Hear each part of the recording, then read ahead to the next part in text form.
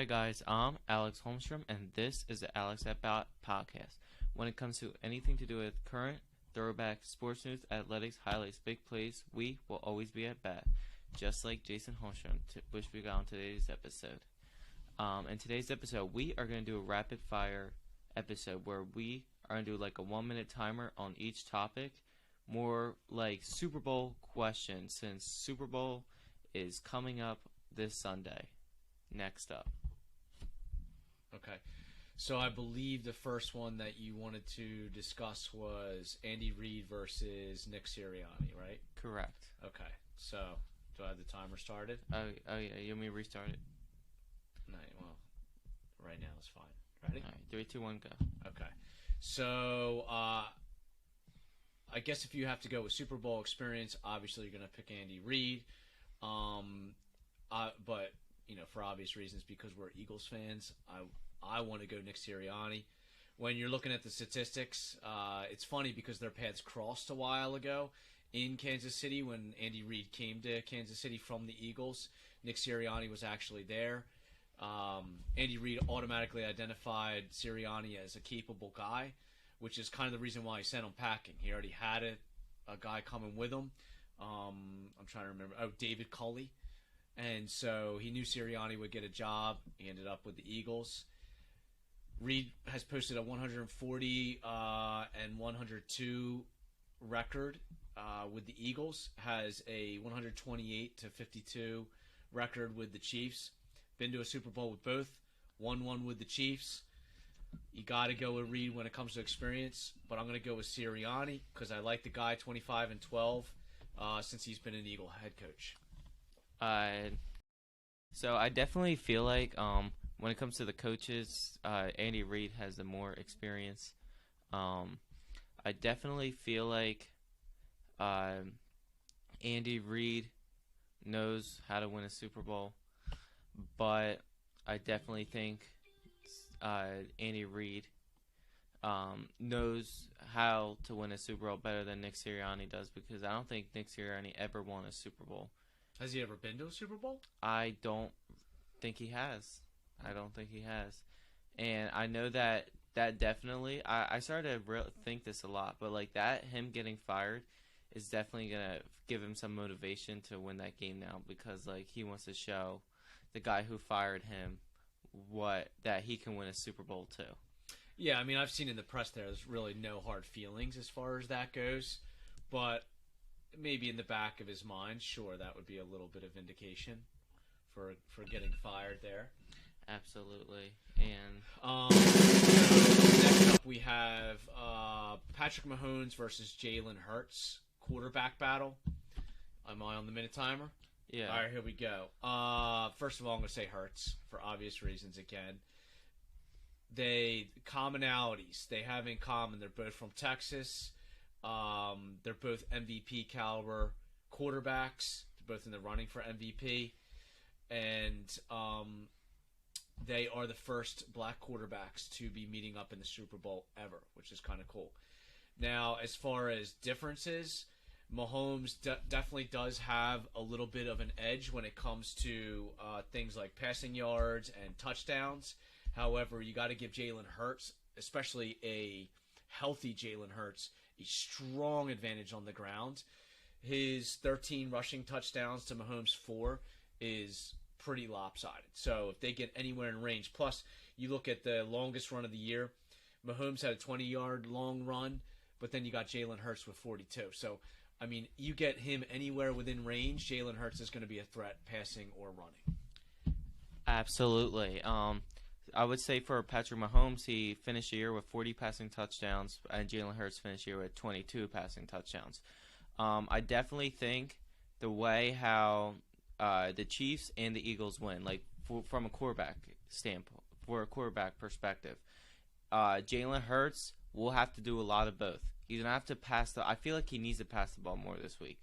One, he will gain a lot more yards. He'll definitely move the ball down the field quicker. And the goal for Jalen Hurts in the offense, keep Patrick Mahomes off the field. If you give him a lot of time on the field, it's going to be harder to win. Time of possession for the offense, the Eagles' offense, is important in this game. And I think if Jalen Hurts runs the ball and he doesn't go out of bounds a lot, I definitely think that it's going to be harder for the Chiefs to win if they can't stop them on third down and get off the field on third down with the Chiefs defense. I definitely think that he definitely needs to pass the ball a lot more this week, definitely, to make big plays on third down, especially with A.J. Brown, Devontae Smith, Dallas Goedert, and even their slot receivers, Miles Sanders. Everyone has to contribute. Next up, ready? Next up, we got Eagles offense versus Chiefs offense. Of course, I'm going with the Eagles. However, Kyle Starrett from Gridiron Heroics is probably going to disagree. He's going to go Chiefs, and here's why. He made the case that on paper, Eagles have a better offense. When you take Hurts and Miles Sanders, just those two guys combined, you're combining for 24 touchdowns and 2,029 yards. And not to say that Mahomes isn't a weapon, but they are ranked as an offense 20th in rushing yards per game in the NFL. What Kyle Starrett is saying, though, and I gotta kind of agree with him, unfortunately, is that when you go off paper and you look at the intangibles, Andy Reid, that's the X factor there. He's been to the Super Bowl 3 times in the past 5 years with the Chiefs, right? I think. Yeah, 5 years. And he's won one of those, so you can't sleep on that guy. Absolutely. You can't sleep on the. You start the timer. Yeah, you can't sleep on the Andy Reid and the Chiefs offense. And like the thing about the Eagles, they're the top defense in the league, and they're gonna have to play like it this week against that Chiefs. We'll get offense. to defense later, but let's stick with the offense. But yeah, I just had to point that out. But yeah, I definitely think when it comes to passing the ball, the Chiefs are, I think, better in that category. I think they pass the ball a lot more. But I definitely like that Jalen Hurts is also a good running quarterback, especially with 13 rushing touchdowns. I think the Eagles' offense can do a lot of both. They can run the ball, pass the ball, and that's what they're going to have to do this game in the Super Bowl. And for the Chiefs' offense, the way how they're going to be able to win this game, you're definitely going to have to score a lot of points. They're going to have to find their explosive plays. I know Patrick Mahomes likes to do all these trick plays. And Andy Reid, they always want to come up with all these like weird trick plays. They're gonna have to do it this week too. There's no difference. Yeah, I mean when you mentioned before, as far as Jackson Mahomes and the Chiefs offense having Patrick Mahomes. Do what I say, Jackson Mahomes? Yeah, that little TikToker is gonna be QBing in the Super Bowl. Now, as far as Patrick Mahomes and the Chiefs offense, yes, they do have to step it up versus a extremely strong Eagles defense. How strong are we talking? We're talking the number 1 defense in the league. You're talking a defense that had a 61.9% pressure rate in the NFC Championship game, which was the 3rd highest rate in an NFL game this season. So obviously in the big game scenario, they play big game style defense. Also, they were the 4th team in NFL history to record a 70-plus sack season, putting them in company with the 87 Bears, the 89 Vikings, 84 Bears. Also, you have them setting an NFL record with 4 guys with double-digit sacks, one of which is Hassan Reddick, who was a one-man wrecking machine against the 49ers. And also, you have Jones. Who's Jones? Jones. Chris Jones from the Chiefs. Never mind. I'm not making a case for the Kansas City defense, but he is on a hot streak. 20 QB hits, 11 tackles for a loss of 10 sacks in the final 9 games. So that guy's no joke, but when it comes to the Eagles' defense all round, they are the better team and will prevail. Definitely. I think the Eagles, I know like the Chiefs have more of the defensive line that does, is pretty much the recognized personnel group on the defense. But I think with the Eagles, they're pretty much all known all around the field. They got a bunch of Pro Bowlers. They got good defensive backs. They probably got a good slot corner in Vontae Maddox. They got probably one of the 2 top 10 cornerbacks, top 20. and James Bradbury and Darius Slay. Like they could get after you. That was a very nice thing you said about Darius Slay. Usually you don't have but many nice my things to say opinion's about changed about him once the playoffs hit because yeah, they better change because you better be putting those positive vibes out in the universe. Absolutely, and I think that like if the defense doesn't get a sack on whatever play in the Super Bowl, I definitely think those defensive backs will help them out. I think that definitely.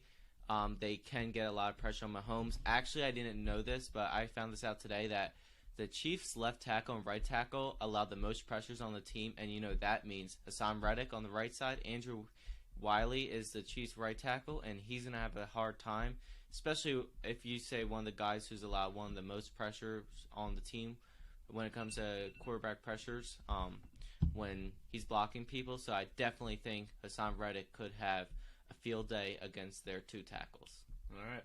Well, let's wrap it up. I mean, obviously, I had to do a lot of research for this as far as like statistics and all that because I didn't know going into this game exactly who had what.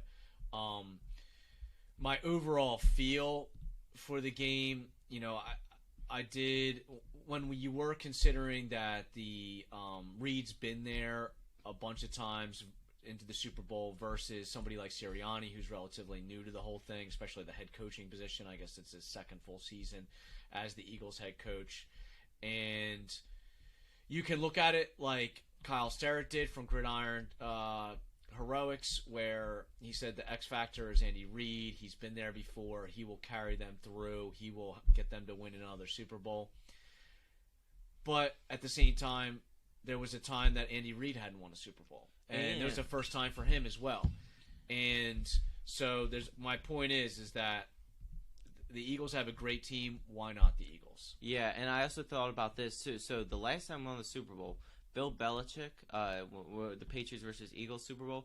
Bill Belichick had the more coaching experience than Doug Peterson did, and look how that turned out. And then like history was made that day, and I definitely think that just kind of makes you feel like, man, like the Eagles could be this. It could be the same way for the Eagles. Like I feel like that since the Chiefs are making the Super Bowl, the 3 times in the last 5 seasons, it's starting to remind me of the the Brady and Belichick era. Now it's the Reid and Mahomes era, which is definitely starting to come alive. Yeah, I saw flashes of that on the internet, how they're comparing these two teams as a potential dynasty. Obviously, the Chiefs have proven their mettle. They've been there the 3 times in the past 5 years. The Eagles are kind of, with Hurts being so young and their team being established enough where they could be building something like the Chiefs have, it wouldn't be surprising if we saw these teams more often in this scenario in the Super Bowl. I did like the comparison that you just had to Belichick and Peterson, because it just goes to show. I mean, if your argument is, well, Reid's going to win because he's been in the Super Bowl more often. I mean, you'd be hard pressed to find a coach who's ever been in more Super Bowls than Belichick, and Peterson found a way to beat him, and with a backup quarterback too. And with a backup quarterback, good old Nick Foles. And so, I mean, I like that. I like that comparison because it kind of it gives me faith that the Eagles are going to show up and do some good come Super Bowl this Sunday. Absolutely, and I definitely think that the Eagles' defense are going to have to be doing what they've been doing all season, getting pressure on the quarterback, making plays on just making plays on defense. If they do that all game and put Mahomes under pressure with the 2 tackles who's allowed the most pressure on the team and our 2 defensive end, which is Hassan Reddick, Josh Sweat, and Brandon Graham, they're going to have to – this is definitely could be a huge game for them just because their 2 tackles aren't good, so that means that they should definitely be able to put pressure on Patrick Mahomes all day. I like it. All right, well, that kind of wraps up our episode. I guess the only thing we have to do now is actually get to Super Bowl Sunday, watch that game, and see what happens. That is right. Drop your comments down below. Who you think's going to win? This is Jason Holmstrom and me, Alex Holmstrom, signing off on this episode. See you next episode after we find out who wins. Goodbye.